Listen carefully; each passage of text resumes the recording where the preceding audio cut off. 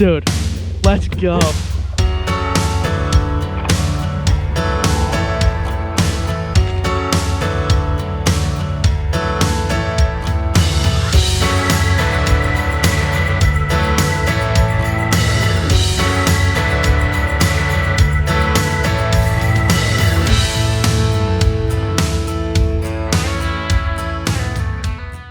What's going on, guys, and welcome back to another episode of Untamed Outdoorsmen. Today we are back on the kayak once again. This is not going to be a Titan X really build series upload, but this is just kind of a small little specific upgrade that I wanted to talk about because I think it's actually a little more important, but it's not talked about a whole lot. So this is something that, I've been wanting to do for a little while because I've started to see the growing need for it. I figured it's a nice night out here doing some, post-work kayak rigging here. So yeah, let's get after it. So what I'm talking about is our YakPower 8-button system that we installed back in, I believe, February of this year. We installed it back in February. This is the 8-button system, so it's a bigger panel, pretty much bigger everything, and it's worked fantastic. I have not had any real problems with this thing whatsoever. But one issue that I've had has had to do with this attachment. So this right here is the YakPower battery terminal connector kit. So what this is it essentially allows me to connect to this terminal. It allows me to connect right to it, which will connect to the battery. It didn't come with it stock. I had to buy it after the fact, which is a little weird, but anyway. So this thing, it's an essential. You need it. But one thing that I found, as you can very clearly see, is these ring terminals love to pop out for me. I don't know if I'm the only one that has that problem, but for me, these ring terminals love to pop out. And it's happened more than once where actually the ring terminal will fall out while I'm on the water. By very light movement, the ring terminal will pop right out. And obviously I'll lose power to the whole system. So we want to fix that. We don't want that to stay. So that's what we're going to be doing here. So what we're going to be doing is we are going to be upgrading these ring terminals to a proper heat shrink ring terminal. So this is something that is pretty cheap. I had most of this stuff lying around the house already, so I didn't really go out and buy this stuff. So give you a little idea of what to expect here. So let me get this electrical tape out and I'll talk to you in a second. And this is also going to be kind of a rough tutorial on how to strip and crimp wires. Not anything crazy, but definitely some good tips and tricks on it for sure.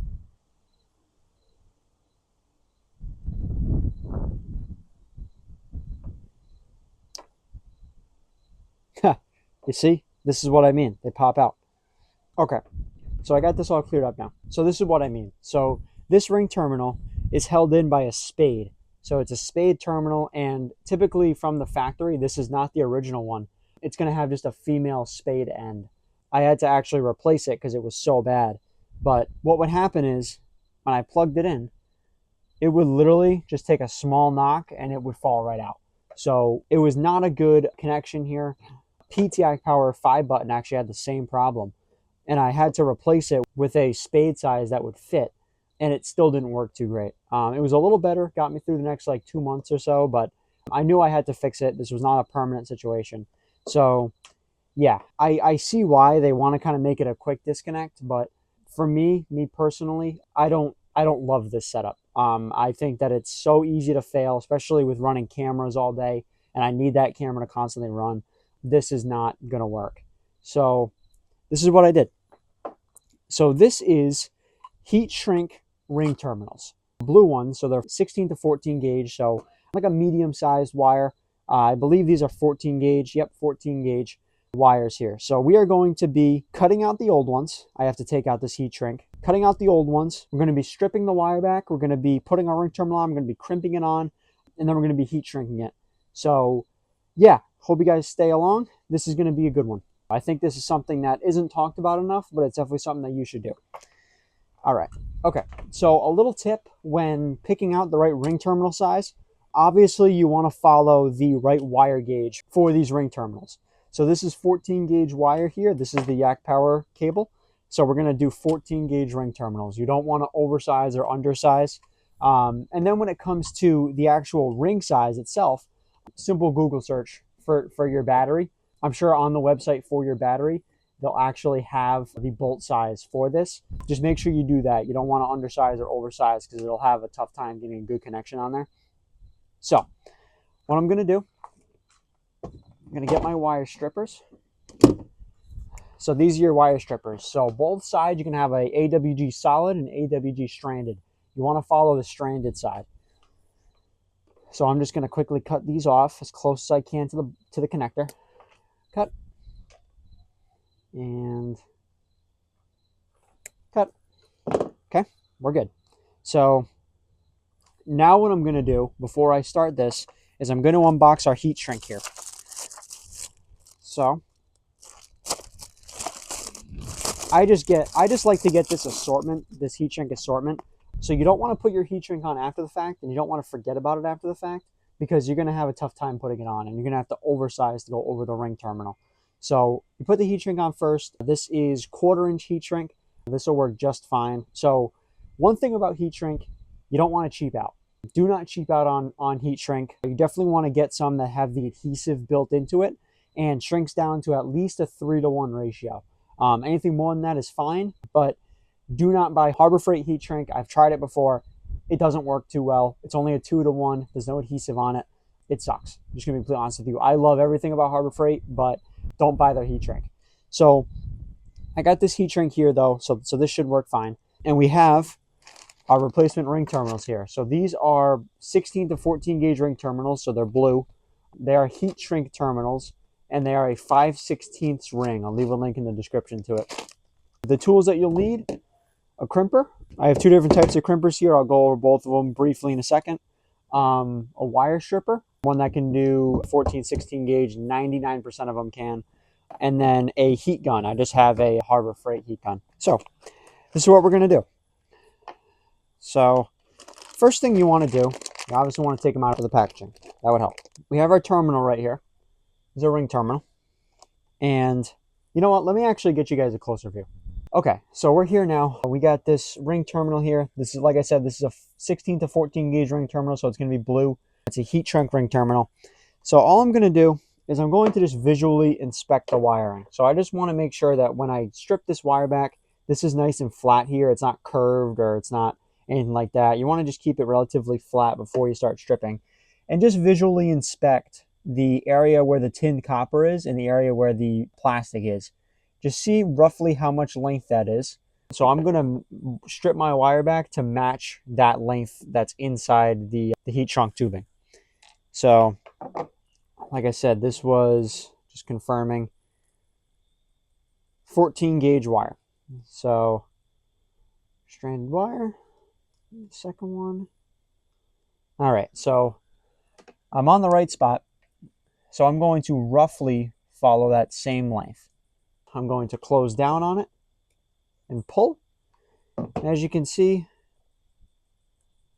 we got a pretty good strip on that, but I'm actually going to try again. So one thing that you want to keep in mind is if you have strands of copper that came off with your wire strip, you shouldn't use that crimp. So you're much better off re-stripping the wire, cutting it off, starting again, because if you lose wires, you're increasing the risk of resistance. So you definitely want to avoid that. So I'm going to try one more time on the 14, and then better. So this one's good. All right. So one little thing that people love to do, and we've done it on the channel a bunch of times. When you get your wire stripped, a lot of people like to twist the wire. You don't really want to do that, mainly because if you twist the wire, you're actually changing the diameter of this wire, and you might actually have a tough time getting a good crimp. It's not a huge deal, so if you do it, you'll probably be fine. We've done it on much larger wire, so it's not as big of a deal. But with this smaller stuff, you really want to make sure you can, if you can avoid twisting the wire, you should avoid twisting the wire. I'm just visually inspecting, making sure there's no strands of copper sticking out, any hairs or anything poking through. Okay, perfect. So now I'm going to take my crimper. So there's 2 different types of crimpers. There's the regular style crimpers with that style teeth, and then these are also ratcheting crimpers. I highly recommend ratcheting crimpers. The old style crimpers, just, they're not very good. These, in order to fully in order to release the mechanism, you have to fully lock it in.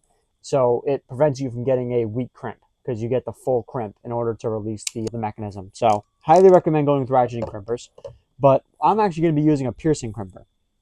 So piercing crimpers, they generally get better crimps. That's the style teeth, a little bit different style teeth. They generally get better crimps.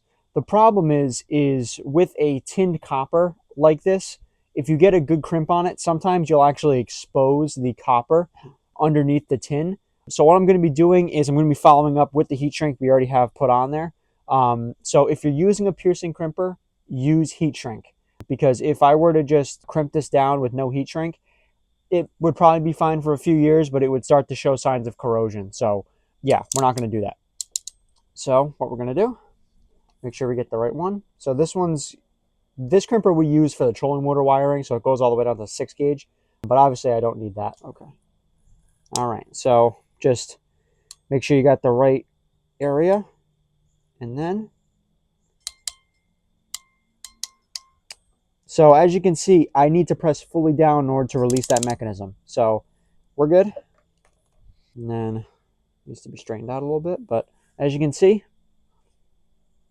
I'm pulling with a good amount of strength there, and it won't come out. So there's a ton of requirements. They call it ABYC standards. There's a ton of requirements with, you know, crimping strength and things like that. But good rule of thumb, if you can put a lot of strength on it in the pull test, you're good to go for like a light duty, you know, application like this. So not bad at all. Like I said, I put the heat shrink on beforehand. Once this butt connector is shrunk down a little bit, you have to slide that heat shrink right on, then we'll be good to go. But yeah, so I'm going to crimp on the other side. I won't show you guys that because I already did this, and we'll get to the heat shrink.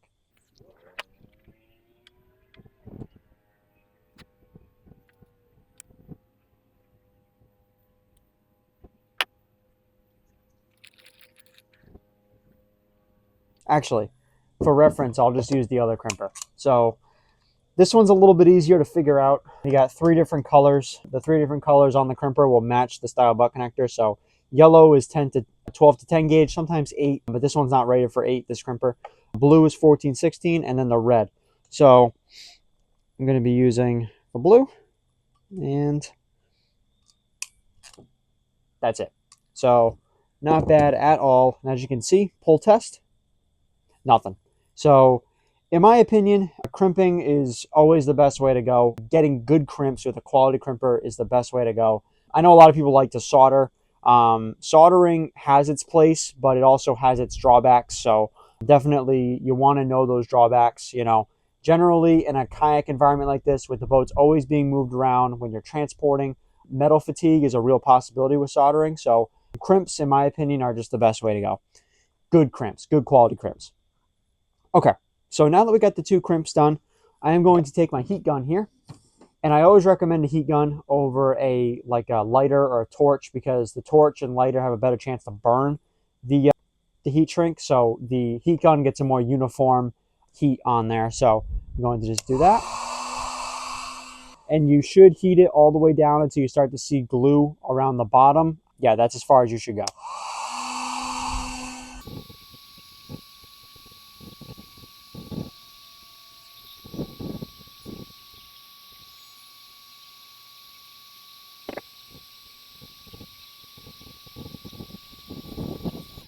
Excellent. Okay.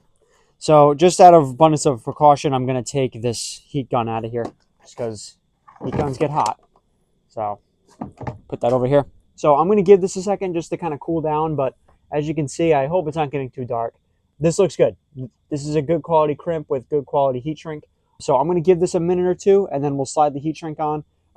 You don't have to, if you're using a regular crimper, not a piercing crimper, you don't have to use heat shrink if you're already using a heat shrink connector. But me personally, I just like the way heat shrink looks. I just think it looks more professional. And plus, since we're using the piercing crimper, some of that tinned copper and copper is a little bit exposed. So we're not going to do that. We're going to just play it safe. I don't want to replace this again or have to do any more work to this. So I'm just going to heat shrink it properly. So we'll give this a second, and then we'll put the heat shrink on. Okay, so I'll briefly show you how to wire up the heat shrink. So I'm going to put the heat shrink on to where it's just slightly over the blue plastic on the ring terminal. So just like that is perfect. So now I'm going to take the heat gun, and same rules apply. So we're going to apply it until the glue starts to physically show out of the bottom and the top.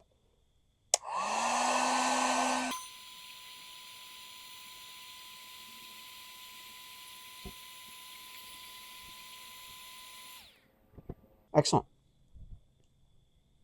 That looks good. Okay. Now for the other side. Perfect. So 5/16 works perfectly.